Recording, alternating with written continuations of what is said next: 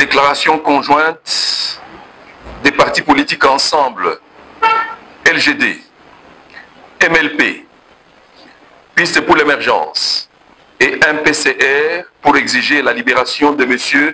Seth Kikouni et des autres prisonniers d'opinion.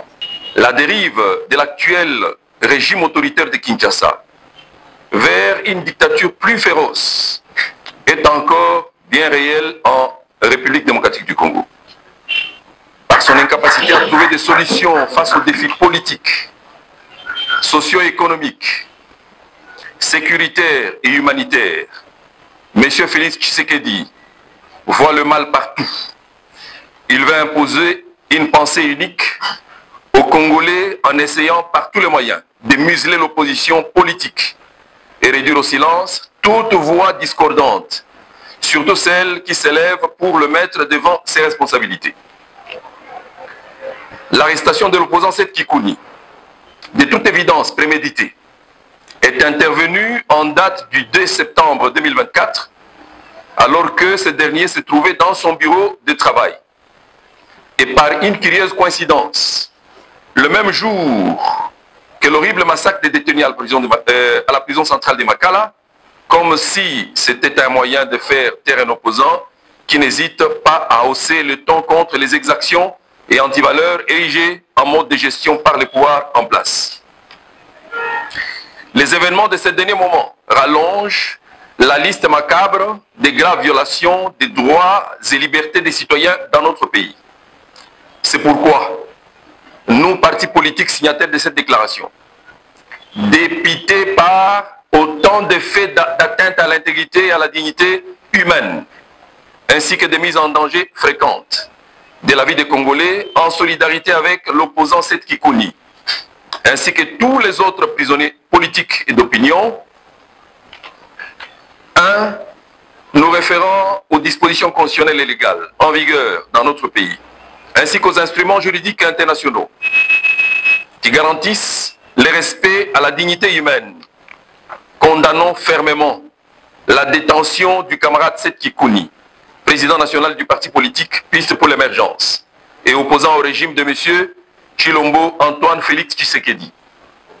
2. Exigeons sa libération immédiate et sans condition et demandons que les enquêtes soient ouvertes pour dégager les responsabilités suite à toutes les violations intentionnelles de ses droits et libertés fondamentales, dont particulièrement les interdictions de visites et de communication avec sa famille, ses avocats, voire son médecin. 3. Dénonçons les cas des arrestations et détentions arbitraires des sieurs Mike Mukebai, Jean-Marc Abound, Daniel Safou, Jacques Sinzaera, Gloire Sassita, ainsi que les actes de barbarie, des massacres des civils dans les lieux de culte à Goma et Katsenga ou Katanga, ou des détenus à la prison centrale de Makala, et exigeons aussi leur libération immédiate. 4. Déplorons l'instrumentalisation des services de sécurité, des MIAP et ANER, à des fins de répression politique, les traitements inhumains et dégradants dans les lieux de détention. Nous exigeons des poursuites judiciaires contre leurs auteurs. 5.